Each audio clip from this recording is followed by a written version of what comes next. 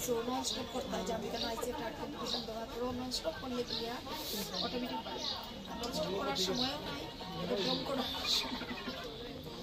নমস্কার, আমি মধুমিতা।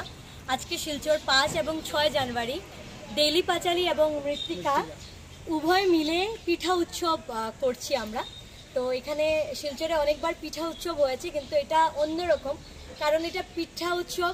আজকে সকাল 5 তারিখ সকালে যখন আমরা কথা বলছি তখন আমাদের পেছনে আপনারা দেখছেন এখানে ছোট বাচ্চাদের অঙ্কন কম্পিটিশন হচ্ছে। এজ লিমিট নেই, ABC 3 গ্রুপে। এবং এখানে আমরা সকালে শুরু করলাম এই অনুষ্ঠানটা আর্ট কম্পিটিশন দিয়ে।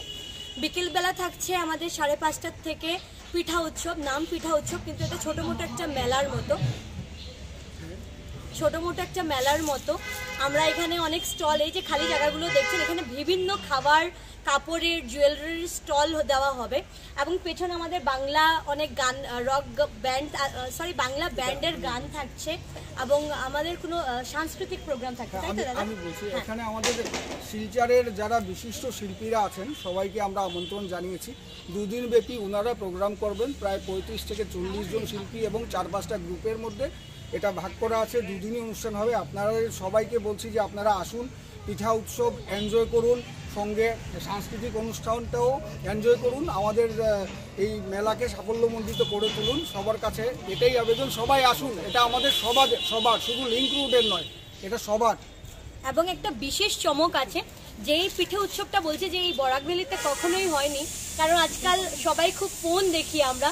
তো আমরা যারা কন্টেন্ট ক্রিয়েট করি, আমাদের বন্ধুরা সবসময় বলে দিদি তোমাদের সাথে দেখা করতে চাই, তোমাদের সাথে ভিডিও করতে চাই। তো এটা পিঠে উৎসব, সাংস্কৃতিক উৎসব, সঙ্গে একটা ছোটো মোটো কন্টেন্ট ক্রিয়েটার মিট।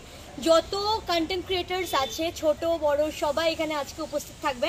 অলরেডি আমাদের সাথে সুজন দেবরায় আছে, করিমগঞ্জ টুডে, কৃষ্ণকান্ত দা, অনেক যারা বানাচ্ছে ছোট যারা স্টার্ট করেছে, মেঘালয় থেকে আসছে, সবাই আসুন। যাদের মানে প্রিয় মানুষদের সঙ্গে দেখা করতে হলে এই মেলাটা হচ্ছে মিলন মেলা একদম। আপনারা আসবেন, খাবেন, আমরা ফটো উঠবো, খুব মজা করবো সবাই মিলে। ধন্যবাদ।